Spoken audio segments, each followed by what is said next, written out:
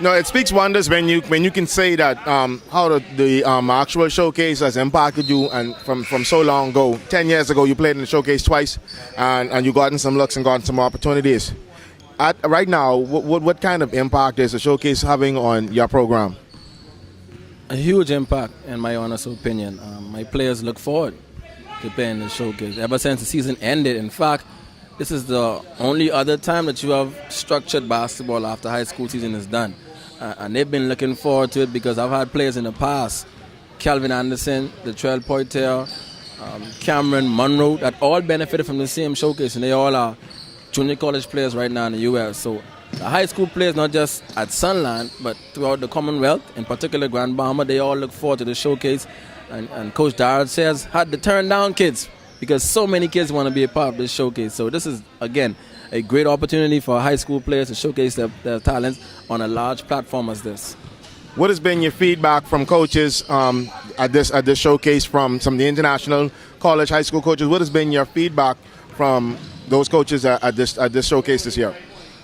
Well, the coaches are in love with Bahamian players for some reason.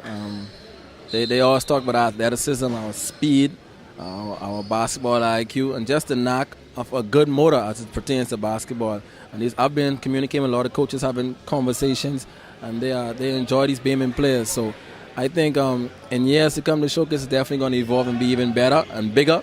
But as far as conversations with these coaches, they love our Bahamian players. In particular, I have some players that they have an interest in. So we'll see what happens in the near future. It's awesome what you've been doing with basketball. And like I said, the success that you've had so far, playing in Tip-Off Classic, playing in the GBSSA, playing in Hugh Campbell, and your team most recently in the Nationals. This year, or this upcoming basketball season, what could we expect to see from Sunland? We lost a few players to graduation. Well, they're going to graduate in June. But not just us. A lot of the schools in Grand Bahama have lost some key players. So I think it's a rebuilding process for most of the teams here. But with my team, you can expect them to compete. One thing that I thrive in is defensive pressure. And as long as you can defend, it gives you a good chance to win games. I have a very good guard next year. Joshua Cornish should be my starting point guard. And he's a great floor general. So I'm looking forward to Joshua leading our team.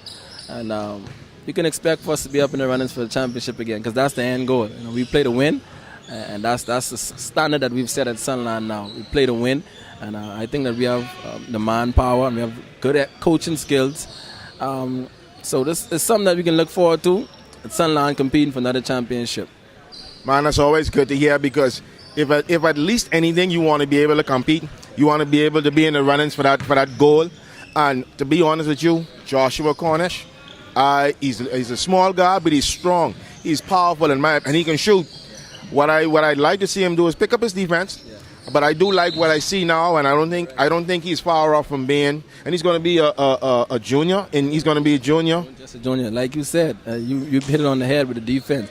Joshua is capable of being a starting point guard. He could have easily started for me this year, in my opinion, but his defense needed to pick up a little bit more. And I think he's in a great position now, knowing that the responsibilities on him is going to be a little bit more laid with that sense of urgency. But I really want to win a Tip-Off Classic this year. I won 2 high school championships.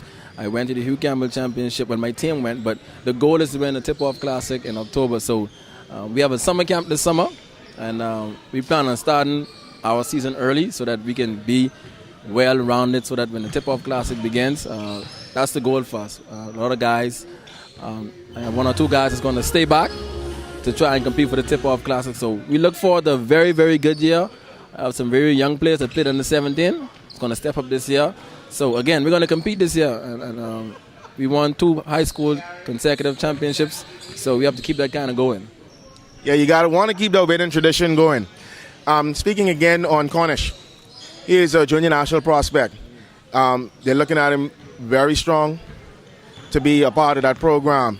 What do you think, being on the junior national team, being a prospect for the junior national team, what do you think that experience is going to, how that experience is going to benefit him and your program? You know what, I've seen players in high school basketball that played in the junior national team and came back and they were relevant players. In fact, in Georgia, I saw Howard and Sherman and Kyle played on the junior national team this summer, and they came back this year, and they dominated high school basketball. And I think if Joshua was to make that team, hopefully he does, I think it's going to boost his confidence. And he's going to feel as though he's one of the elite guards. In my opinion, he is. But I think with him making that team, it's going to give him a different perspective on things, and going to definitely boost his confidence. It's going to make my entire team better. Joshua's expected to be one of my team captains next year, and he has a lot of responsibility, and I think playing on an international level is going to help him with his decision-making, going to help him to see how the game is kind of sped up, and it's going to help him to understand that there are some players that are really good out there, so it's going to definitely help him in the long run. I agree 100% with you in the fact that kind of international exposure boosts the confidence in a lot of a young man's play. I got one last question for you. Jay, I know you love basketball. A degree in hospitality management, right? Yeah. Master's degree, if I understand correctly. Business management. Why basketball? Why the kids in Grand Bahama? Tell me, give me a little tidbit about that. The reason I love basketball so much is because it saved my life. Growing up in Nassau, I went to CC Sweden. A lot of my friends were into negativity, including myself, to be honest with you. But basketball occupied my time while I was a teenager. Instead of being out there, being involved with drugs, stealing, burglary, crime, I was on the basketball court. And because of basketball, I have a greater appreciation for life. In fact, I was able to attend college free of charge. I was able to travel, played in over 30 states. I played on a lot of international AAU teams. And if it was not for basketball, I would have probably never left the Bahamas, to be honest with you. Both parents are Haitian nationals, and they don't make a lot of money. So I never had dreams of going to college, Francis. I wanted to finish high school and find a job, work at Atlantis, something like that.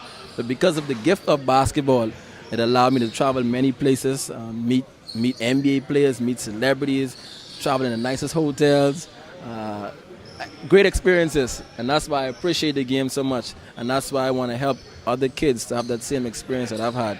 And that's the reason why I'm coaching. I don't coach for money, I don't coach for fame, I coach because of the love of the game. And these kids need me, so that's why I'm doing it.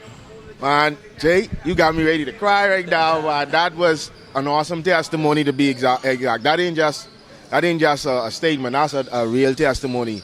So many of our youth have been in similar situations, and you were blessed enough to come out on top, and you're paying it forward. That's really, for me, one of the most important things that you're doing. You're paying it forward, and you're helping young kids get into college, university, high school, making a better way for themselves, man. And I really appreciate you. I really appreciate what you're doing for basketball in the Bahamas. And I just hope you continue to do it, and I hope you continue to have success. I will. And the two things that I'm most proud about with coaching is two things. First, seeing my players graduate in June, to see them walk across the stage and get their high school diploma. That's one of the proudest moments as a coach. And also to see my players have an opportunity to play at the next level, whether it's high school in the U.S. or college. This year I've had 4 players that recently signed to go to college, and I think it speaks. How many players you had from your program to go to college? 4 players. I don't think that's ever been done. I have 4 players that's going to graduate.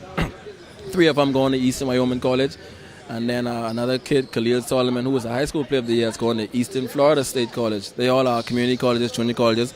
But that's a proud moment for me, to see these guys have an opportunity to go to school and play at the next level. And the end goal is not to become an NBA player. If that happens, that's awesome. But the end goal is to get an education free of charge and to come back and be productive citizens and kind of sow back in the lives of the upcoming generation like I've been doing. So that's a proud moment for me, and that's what keeps me thriving on becoming a coach and continuing to coach, because of the excellence of these other kids. Jay, man, it's good to have you. I feel blessed to have been a part of your life, even though it was short-lived. Yeah. As far as the coaching perspective is concerned, and man, I am proud and happy of the young man that you've become. I believe, man, that's awesome. Even at the mere fact as well, being of Haitian descent and knowing the challenges that Haitian nationals have in the country, and still happy to hear you still respect your heritage. And at the same time, respect the fact that you have acknowledged Bahamian citizenship and faring well in your community, rising above all the adversities and becoming a productive Bahamian, Haitian, however you want to put it. You're one of us. When we cut, we blade the same. And the mere fact that you're helping Bahamians and everybody and youths of our country, man, is an awesome thing to understand that you're doing. And again, I reiterate, man, I really appreciate you, man. Thank you so much. Yeah, man. Thank you. Good.